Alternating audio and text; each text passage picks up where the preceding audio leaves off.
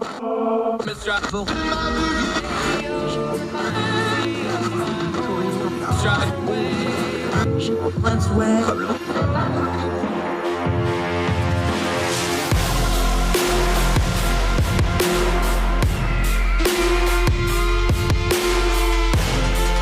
your host, Andrew Donaldson.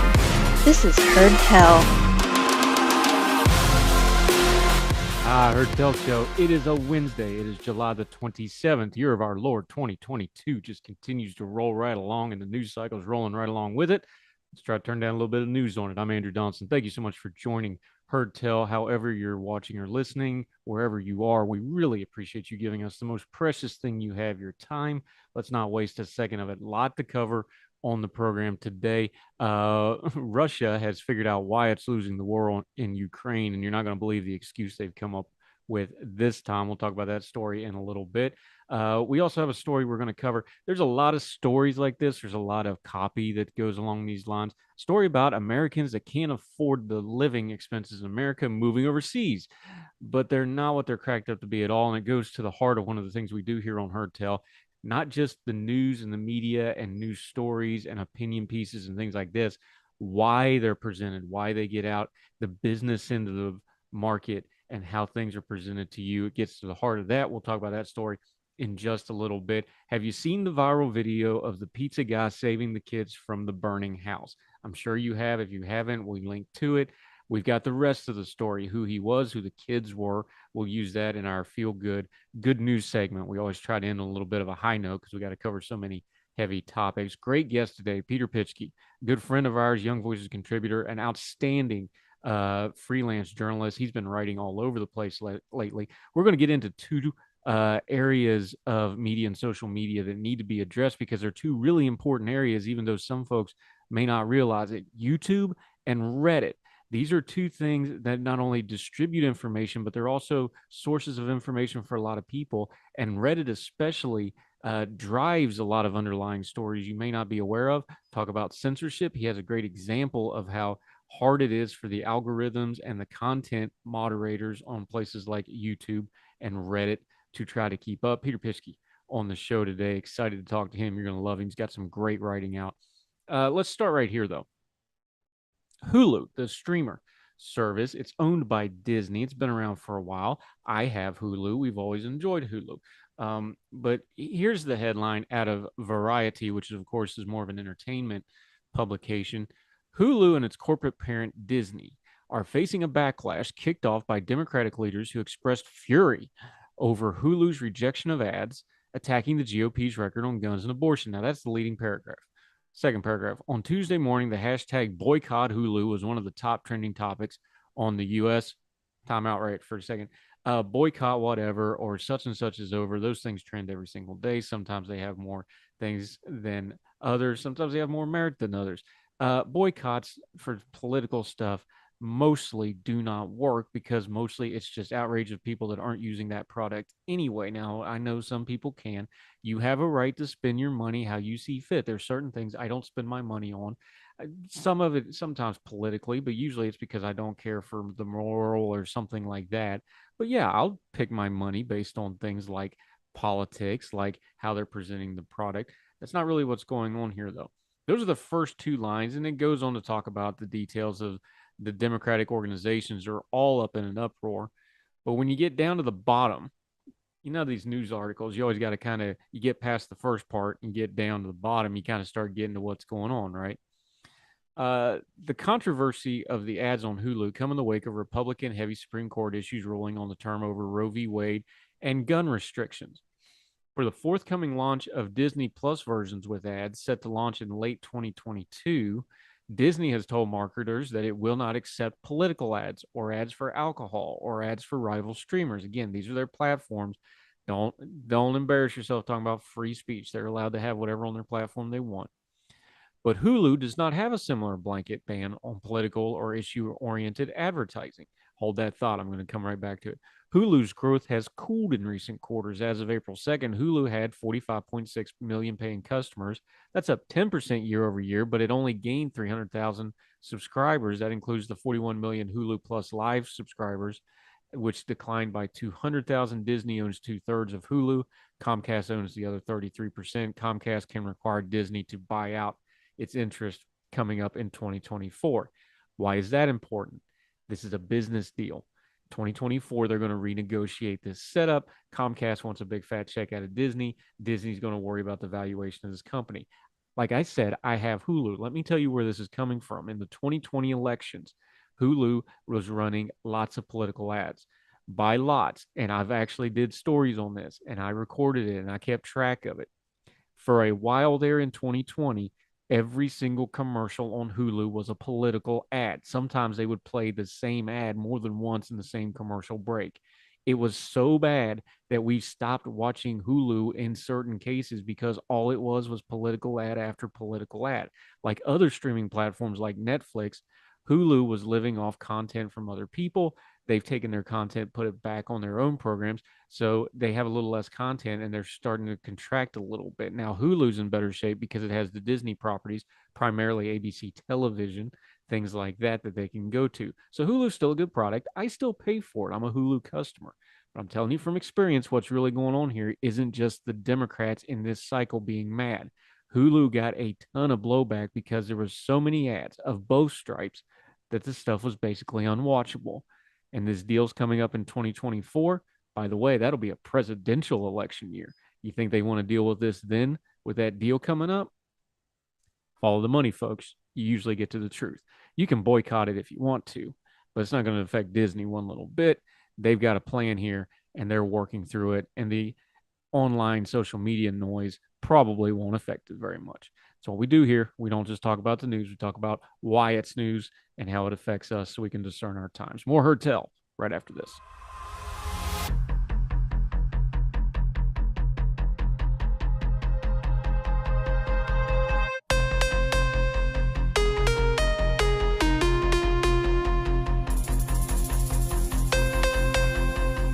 Welcome back to Heard Tell. This is one of those pet peeve things that just kind of aggravate me when I read it. So I want to walk through this real quick.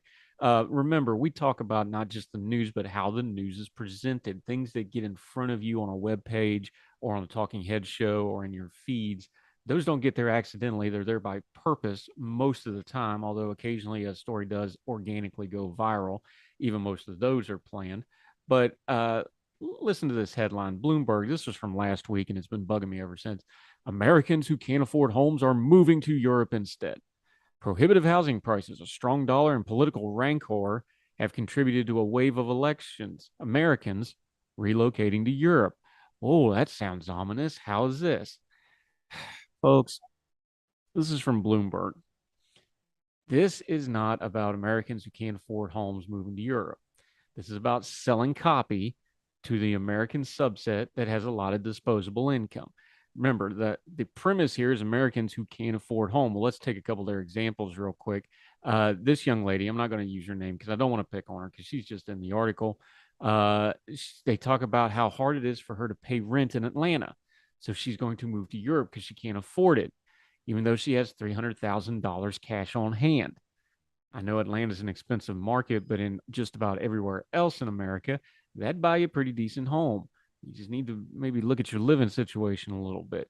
So she moved to Italy into a 3,000 square foot house.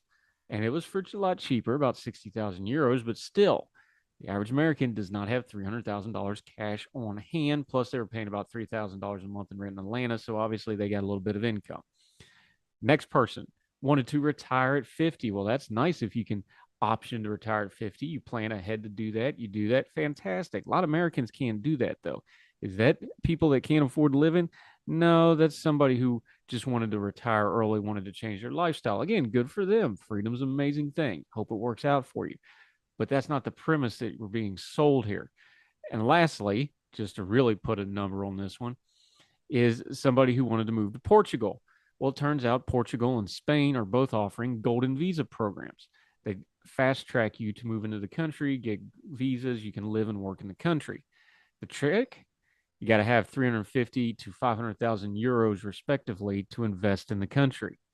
Again, this isn't a news article about people that can't afford to live. This is about a news article about people with disposable income to spend. That's a target audience for a whole lot of the media, especially news media and print media. They want people with disposable income, so they'll spend money on the media. But that also shapes how the news and media and stories like this are presented to you, and we should be made well aware. By the way, my favorite part of this is the subheading about political rancor, and it talks about people moving to Italy. The day after this piece was published, the Italian prime minister was deposed. They had to dissolve parliament, and he had to step down in scandal. The idea that there's not rancor of political stripes in other country is laughable. It means you don't really know what's going on in the world. More Heard Tell right after this.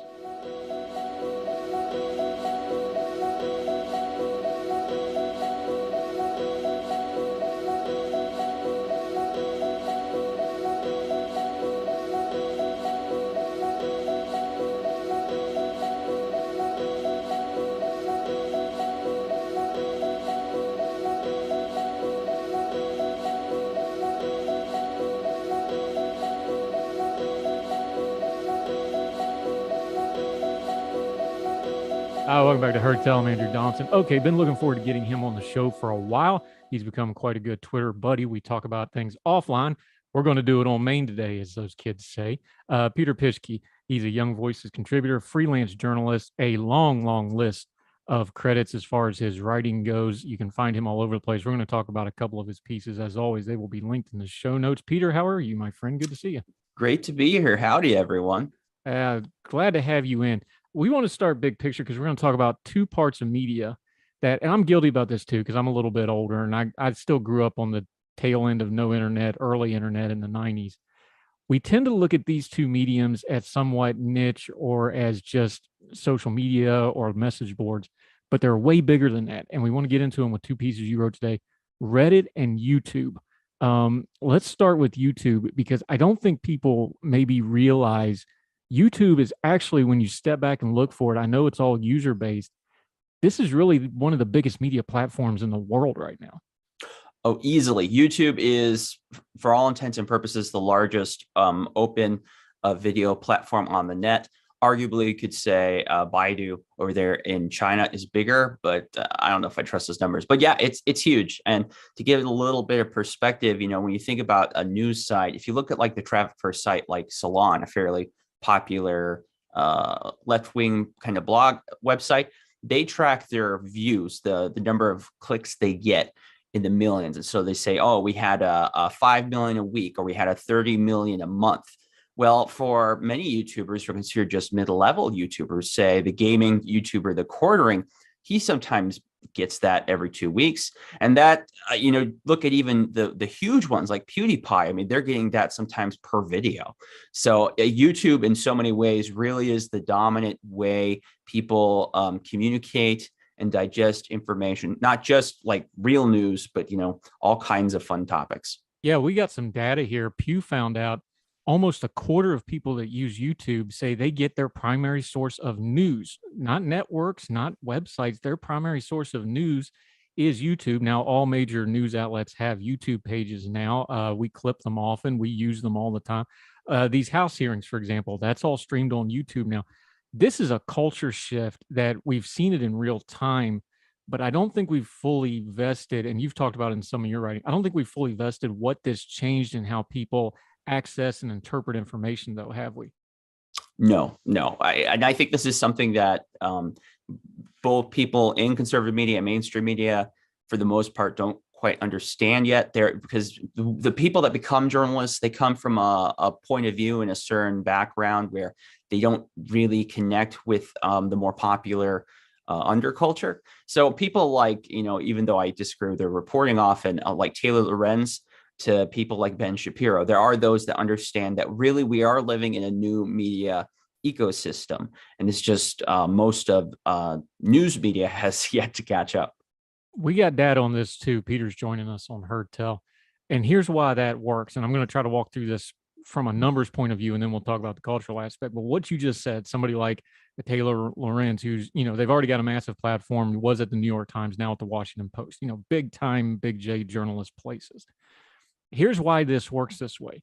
62% of all internet users go on YouTube daily. That's an astonishing number, but here's the one that makes that number more important. The visitors that come onto YouTube, 99% of YouTube users are also on other social media platforms. You got into this with your Reddit article. You got into this with your YouTube article.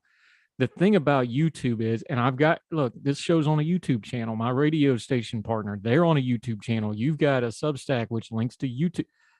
YouTube has really become the hub for media, and it goes everywhere else. That's the part of that people don't really think about is 99% of YouTubers, they're either getting there through social media or going somewhere else through social media again. No, it's a reinforcing ecosystem that is pretty powerful. It doesn't really necessarily need the more traditional places like news outlets.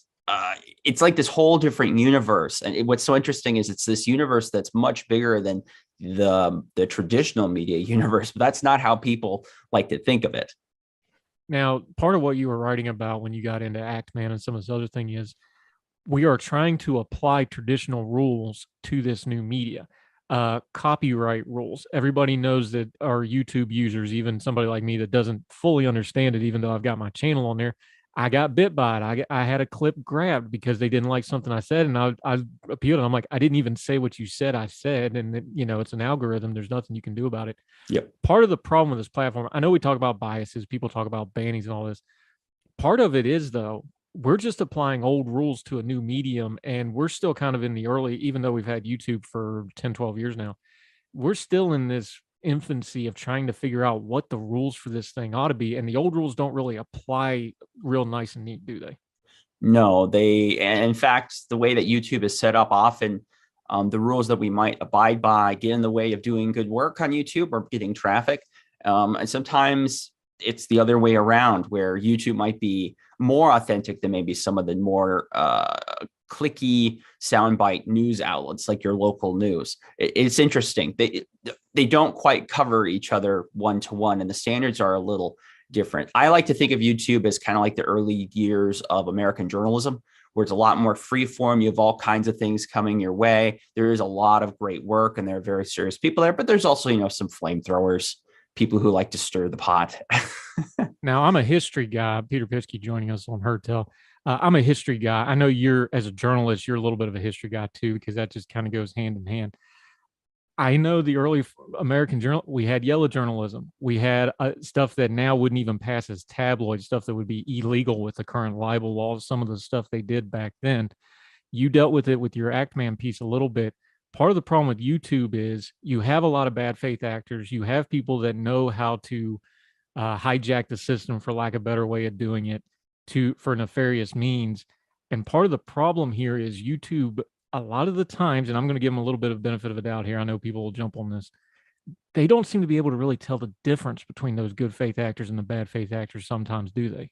No, nor does it seem like they want to, because social media companies in Silicon Valley, they want questionable deniability. So for one, giving too much information to people, so like there are clear rules of the road, what will get you banned, what won't, that doesn't work for them. It goes the other direction. They don't necessarily want every little piece of information, because like you see maybe with the Elon Musk, his argument with Twitter, well, I don't really want to know about the Twitter bot traffic right now, because later on, if I get asked about this, that could hurt me. So, and frankly, there's the capabilities are there. YouTube can tell you by the second who's watching what, how much, and why, but that isn't information they ever released to the public. Because, and this is something throughout social media, we're not just picking on YouTube here, they're an information company first and then a video company second. But we don't understand that, because we just want the content. We just want to watch our views. That's why their priorities are different, isn't it? That is a very big part of it. It's YouTube and Silicon Valley tech companies with social media. Their business model is way different than the front they put up. For YouTube, if they were just a video service company, they lose money every year. The majority of YouTubers do not produce enough revenue to offset the cost of like servers, legal, etc. Don't I know? It's so they make their money on things like clout having a lot of influence. That helps. They make a lot of money on ads, of course. That's when everyone knows. They make a lot of money on selling data and information. Um, it's interesting because it's weird because these are such big, powerful companies, you think, but in some ways, their revenue stream is fairly fragile. Not only fragile, they get dinged because they seem to make certain decisions and then you have a public outcry and then they adjust it. Talk about your Act Man piece for a second. It's on your Happy Warrior Substack. We will link to it. Make sure you go subscribe to this Substack. He does great work there. Thank you. This is kind of a good example of this because here you had a guy that was trying to expose a bad faith actor, got himself banned, and then they had to turn around and put him back on. And yet the bad faith actor, just kind of run us through this story because it really is kind of a microcosm of some of that background we just walked through of they have a business model and the business model conflicts with the content. So the content side, we're seeing it one way, they're seeing it another way. Just why was this such a good example of what some of the problems and some of the good stuff of YouTube is? Okay, so the TLDR, as it is, the TLDR. Kelly Van Act is a YouTuber known as the Act Man. He runs what he's popular for are long form gaming documentary videos. He kind of has his online presence is kind of like a gaming bro, but he's actually a pretty nice guy.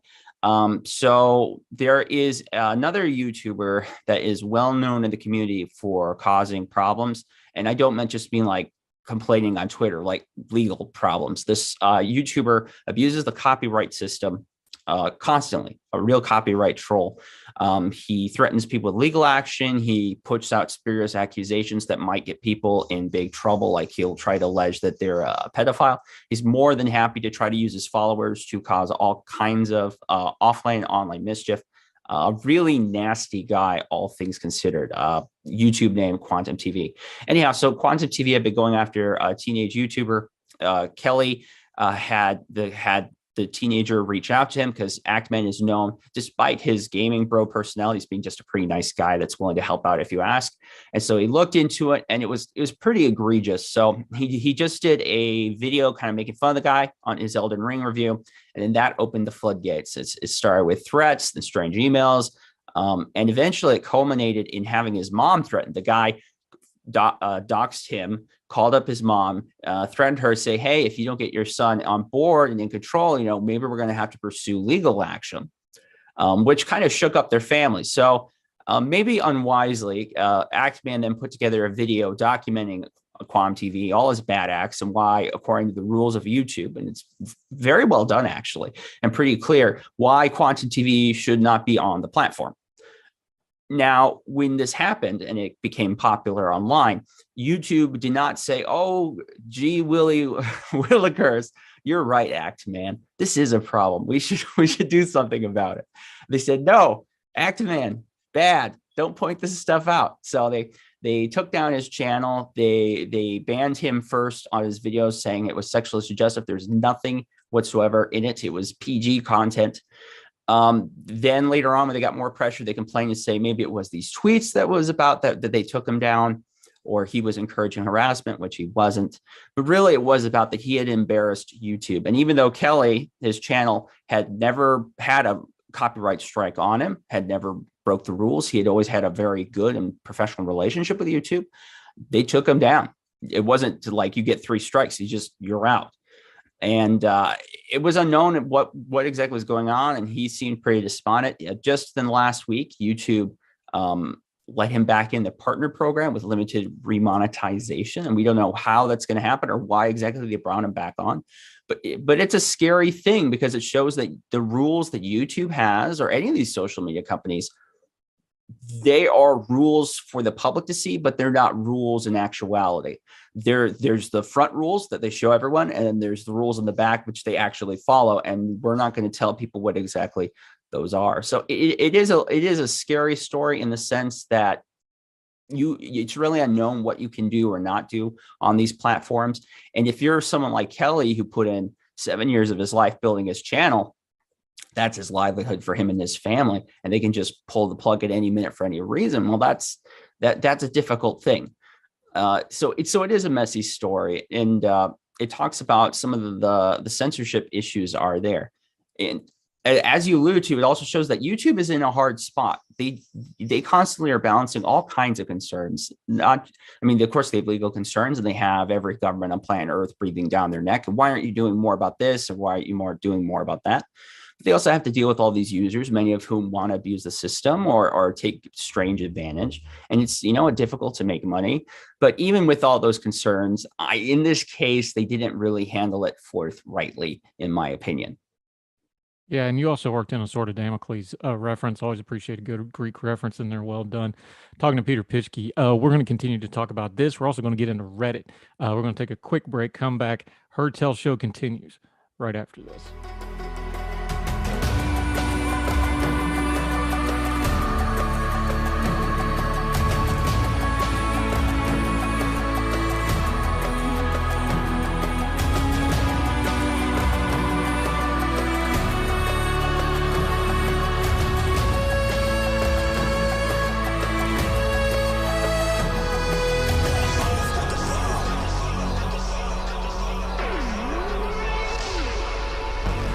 Welcome back to Heard Tell. I'm Andrew Donaldson. That's Peter Pischke, freelance journalist, Young Voices contributor, really good guy. Make sure you're subscribing to his Substack, Happy Warrior. He's got writing all over the place. Just follow him at the social media. You can see it on the screen there if you're on our YouTube. Let's wrap up the Ackman thing this way, though, because you just talked about him having 7 years of his life into this. He has a lot invested into it. But that's also part of the problem here is that's probably the only reason he survived and came back from this. How many users are just smaller account? Like, when I got my strike for no good reason, legitimately, like there wasn't anything there. You don't even get that. You just get the automated, you put in a review and it's back in 3 seconds because it's all automated. It's like, well, no, just live with it. You have no recourse. Mm-hmm. He at least had a little bit of recourse. How many users out there aren't even getting that much? I would say it's probably, considering how big the platform, it's probably millions. It's a little bit like the shadow ban problem on places like Twitter or Facebook is, because they hold all the cards and they know the data. It's hard to prove when your traffic goes down for legitimate reasons versus when YouTube's messing with the algorithm.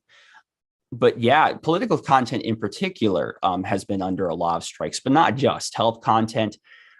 Sometimes the content really is totally unpolitical in nature, is relatively inoffensive, but maybe YouTube feels it's too much drama. And sometimes it's just no reason you can figure out whatsoever. You're just like, there's nothing offensive here at all, YouTube. I don't understand. And then they're just like, it's just talking to a wall.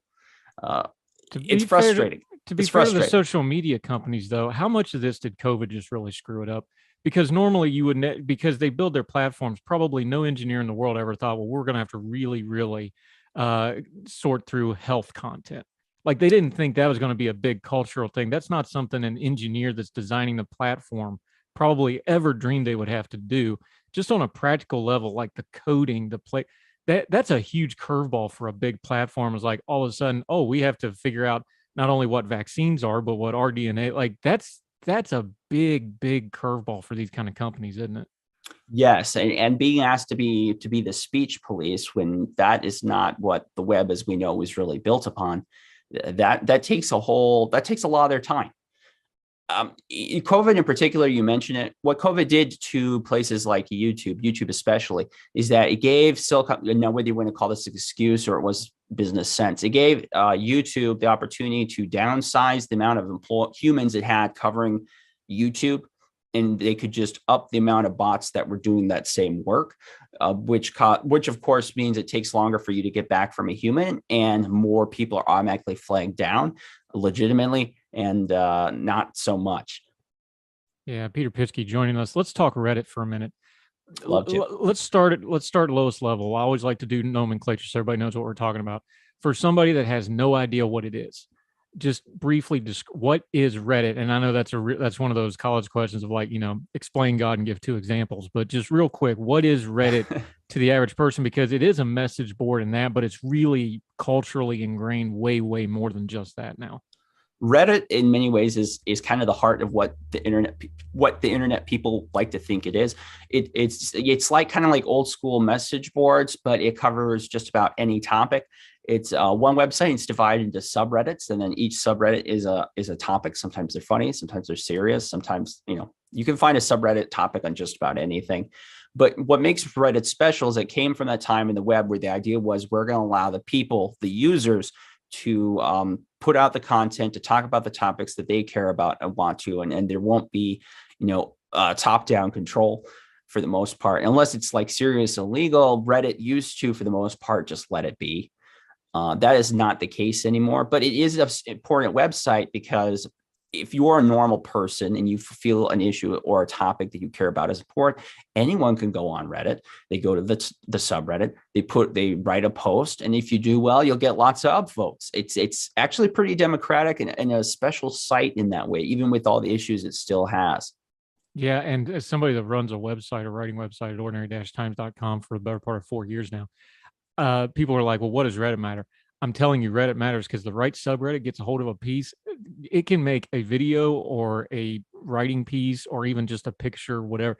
Some of those subreddits are so big, they can instantly make something go viral. So yeah, I'm one of them. I don't fully understand Reddit. I don't use Reddit. There's a lot of ick on Reddit. Let's just be upfront about that. There is, because it is, I know some of it they're moderating now, but it's still pretty much the Wild West of the internet over there because it's text form and you can text things. It's harder than like a picture. That's how you go viral online, is if you get the right Reddit thread going in a big hurry. So yeah, it really does matter, especially when you're talking about a news item or a breaking news item or an internet rumor or the ever popular on Reddit conspiracy theory, right? Yes. Oh no, there's lots of serious stuff, but there's also there's just a lot of memes and crap posting, all kinds of fun stuff. I'm a fairly frequent Reddit user, more reader than a poster, but I've found information or found contacts or helped connect facts and stories from help from other Redditors. It's a very useful site. I know a lot of journos, especially who are on like the digital media bait, use Reddit pretty frequently to help put up story ideas.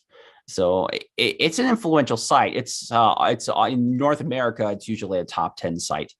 Yeah. Now compare it. We just talked about YouTube. You also wrote about Reddit. Compare and contrast the two when it comes to banning content. What's the same? Because the overall problem is kind of still the same. Is okay, when does content rise to the point that whoever the platform is doesn't want to be responsible for it to the wider world? That's the basic problem. That's a universal problem. What's the same and what's different between what we just talked about with YouTube and other social media and Reddit in particular? The commonality between the two is an ethos that they don't want to get in trouble for anything, and they're not quite sure what that is. Part of them is because Silicon Valley is full of extremely left-wing people who are very vocal and active in their views and how they should be enforced. The other part of it is we live in an era right now where governments, especially the US government, feel that these companies should be doing their bidding. So instead of trying to pass a law or a certain regulation, they're going to put pressure on these tech companies to enforce what they believe are the correct social and political views. It's similar in the sense that Reddit and YouTube, both right now, they're trying to figure out ways where they will have to rely less on users and rely less on messy comments and the drama and all the problems that come with that. They're different in the way that they're doing it. Reddit, because it's ruled by moderators, Reddit got really clever where they were going to put pressure on the people who would moderate the subs. And they would put like kind of like YouTube, I said, there's a secret set of rules in one of these articles. That's literally what happened, where this one subreddit that didn't start that way, but ended up being basically covering trans exclusionary content or talking about the topic with the gender issues people worry about today. And they were telling these people behind the scenes, hey, why aren't you censoring that? Why aren't you blocking that? And they were like, because it's not against the rules. Here are the rules you gave us. There's nothing on here that says anything about it. We're like, well, no, if you don't get rid of that, if you don't do something about it, we're going to take you down. And guess what? They took them down. It's kind of crazy. I'm not, when it comes to the internet, I'm very libertarian. I'm like, hey, as long as people aren't breaking the law, I don't see the problem too much. And just, let things be. That's how the internet used to be. And that's how both sides basically looked at the internet. But these days, it's a different world. And there is a very strong viewpoint. And unfortunately, they are the people that are often in charge or working at these companies, where they should be proactive people to try to control or prod society to go in certain directions. And for one, I disagree with it because maybe I'm just an old school kind of Democrat in those views. And another, I just don't like being proud of it. I don't think many people do. Yeah, fair enough. Peter Pischke joining us. Put your journalist hat on for me for a second, real quick. I don't think news media, and I'm qualifying that as kind of the traditional news media, networks, talking heads, and their affiliated websites, that traditional media, big J journalism media, I don't think they do a great job of covering the internet. And I understand they're on the internet and it's ingrained in what they're doing. But when it comes to things like YouTube and Reddit and now TikTok and kind of the Twitch is a great example of this now, where that's the fastest growing political platform in America, and almost nobody seems to know it because it's not covered on mainstream news. They don't seem to be able to keep up with the bleeding edge of this stuff as well. As a journalist, if you could just have, you're having your journalist convention in a spot, unrequited place, what do you tell them? Like, here's something we need to do better at when we're covering things like YouTube, like Reddit, like bans, like content moderation.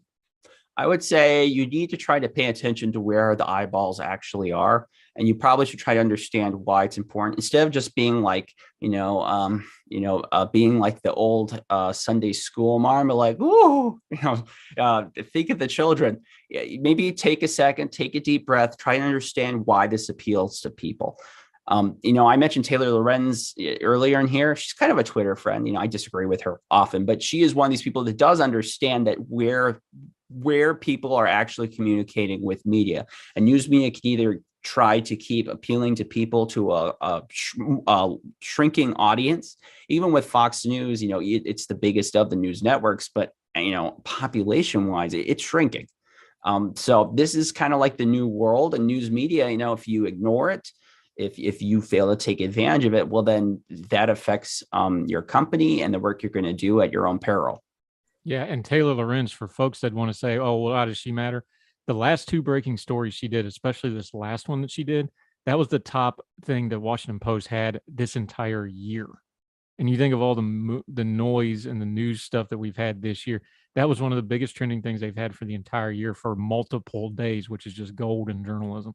I cannot tell you how many times in the last 2-3 years where I've tried to cover more tech stories about the internet, how many times you approach an editor, and I love all the people I work with, and they're amazing. I have no complaints, but they often just don't see the appeal. They're like, look, this is just a story about a beef between two YouTubers. Oh, this is just a story about some small subreddit drama. It doesn't really matter. And I understand that point of view. And I can understand if you're a news outlet, if you have to pick out a certain amount of stories you can cover. You can't cover everything.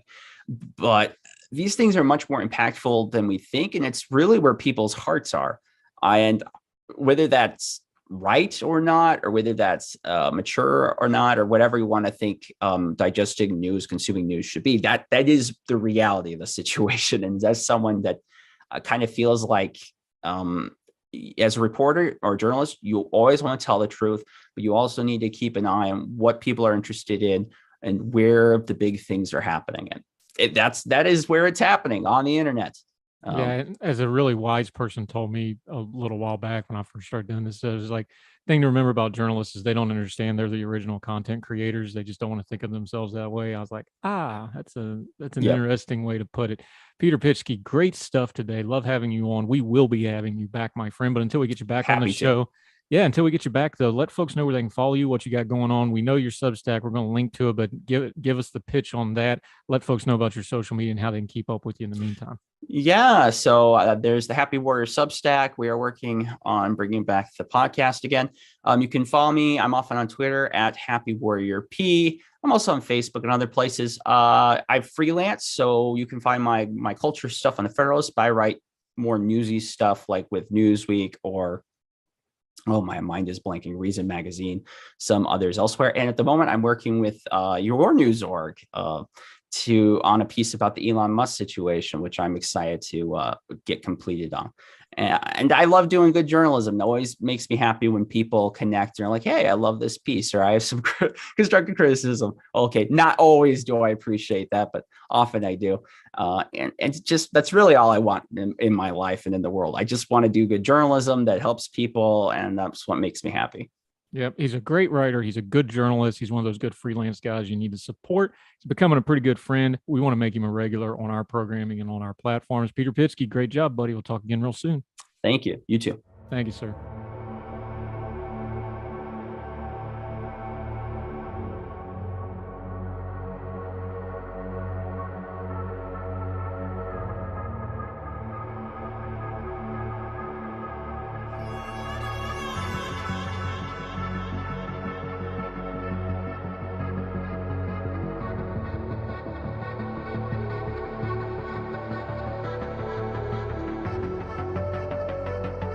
Okay, the situation over in Russia has been ugly because of their brutality towards Ukraine. We've been following the war. There hasn't been a lot of somewhat funny stories, and this would be comical if it wasn't so deadly.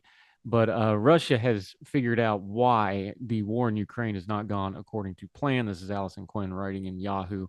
Um, I'll just read the headline verbatim. Russia says it's losing because Ukraine has experimental mutant troops created in secret biolabs. Nearly 5 months into the senseless war against Ukraine, Russia has concocted a wild new explanation for why the Kremlin's plans for a quick takeover fell apart so spectacularly because Ukrainian troops were turned into superhuman killing machines during, quote, secret experiments in American run biolabs. Of course. Never mind the myriad reports of Russian troops refusing to fight by the thousands, sabotaging their own shoddy equipment, and even deliberately wounding themselves to abandon the war. Russian lawmakers claimed the real setback was, quote, drugged up Ukrainian soldiers.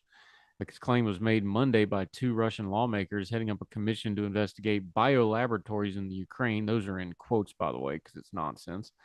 Konstantin Kozovich, the deputy speaker of Russia's Federation Council, and Urena Yarovaya, not sure how to pronounce that one, deputy chief of the State Duma, touted what they described as a bombshell finding from the, quote, investigation. Same investigation that won't call this a war, probably. Testing Ukrainian POW's blood, they claimed uncovered a range of diseases that suggest they were secretly experimented on for military purposes. By the way, just pause right here. Other people throughout the years, especially Nazi Germany, they did crap like this. It's a way to dehumanize your opponents. They've already gone with Vladimir Putin talking about how they're not a real country. They don't have a real history. This is further dehumanization. That way they can excuse all the brutality and human rights violations they're visiting on the people. It's all part and parcel. Back to the piece. And we see this is a quote from the wackadoo Duma people who are covering up their war crimes.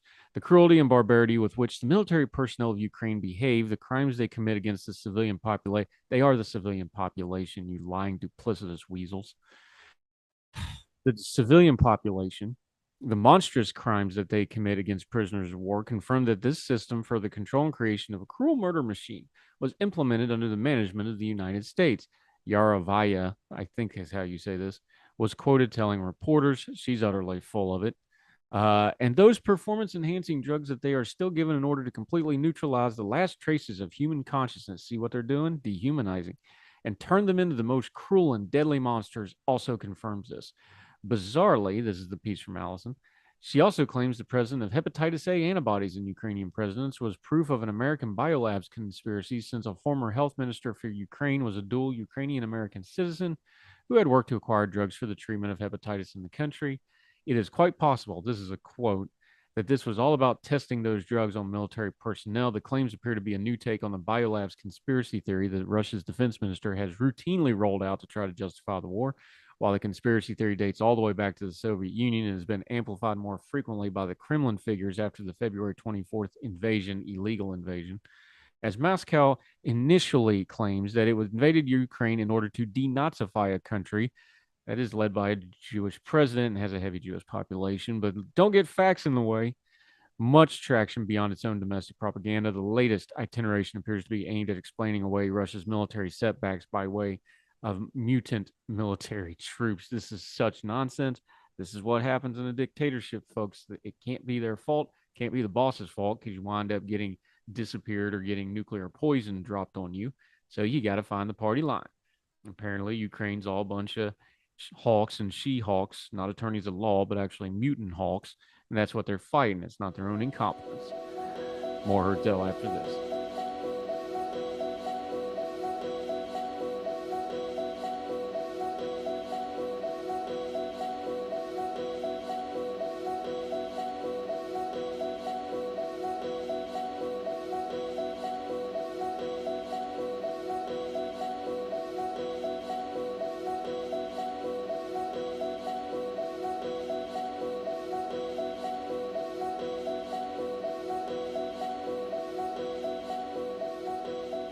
Welcome back to Hertel. We always end on a good note. You've seen this viral video, probably, the pizza guy that runs into the burning house to save a bunch of kids. Here's the full backstory. ABC 7 out of Chicago, Lafayette, Indiana. After an argument with his girlfriend, pizza delivery driver Nick Bostic took his car for a drive to clear his head on a seemingly sleepy summer night.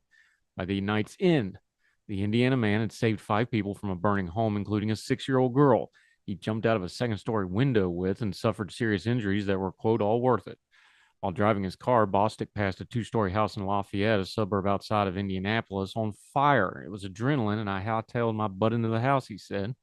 Meanwhile, David and Tierra Barrett were writing up a date when David received a call from his 18-year-old daughter, who was babysitting her 3 siblings, 1, 6, and 13, along with a 13-year-old friend. Siona told her dad that the house was on fire and she and her 4 kids were inside. We dropped everything we were doing and took off running, David said. Siona said she first saw the fire in the living room, ran upstairs yelling, and grabbed her baby sister. We started running down the stairs, and that's when we saw Nick, and we couldn't find Kaylani, Siona said. Bostic helped them out the door before desperately searching for Kalani, whom the family affectionately calls Baby K. I took a deep breath and I ran downstairs and I grabbed Kalani. I used my ears to help find her, Bostic said, because of the dense smoke. He said his only option was to exit through a second-floor window.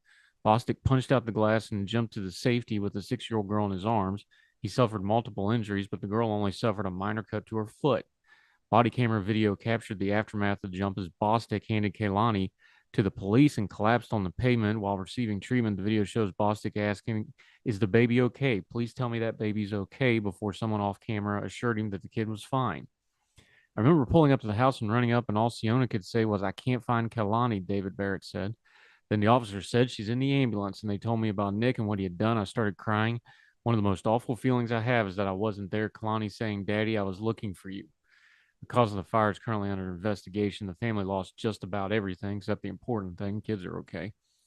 On our wall in our living room, it was completely burned down. The only thing that was left was a sign that read "Love," and that's all I feel from everyone, David said. Family said they did pick up a new family member. God used the most unlikely characters. He sends angels, David said.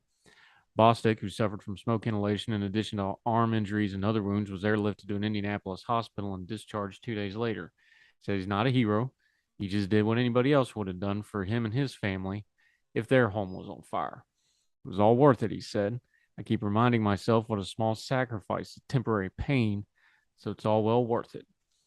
GoFundMe's been set up to establish by Bostic's family to help with his medical bills. Up to $500,000. Good on everyone involved. That'll do it for Heard Tell today. Let us know how we did. HeardTellShow@gmail.com. Heard Tell Show on the Twitter. We would love to hear from you. You can also comment in the comment section if you're watching on YouTube or on the Facebook live feed for our radio partner. As always, I'm Andrew Donaldson. I'm at 4 for the Fire on the Twitter. You can always get a hold of me there, and we look forward to hearing from you. If you're not listening, we don't have anybody to talk to. It's partnership. So let us know you're out there. We've done whole segments just on what y'all have wanted to ask about, talk about, corrected us on in a few occasions. Never know. Maintain your bearing. Be nice. Be happy to hear from you. So until we hear from you again on the next Heard Tell, we hope wherever you are across the street or around the world, you're well, you and yours are well fed. We'll talk to you tomorrow for more Heard Tell. All the music on Heard Tell is provided under a Creative Content license from monstercat.com.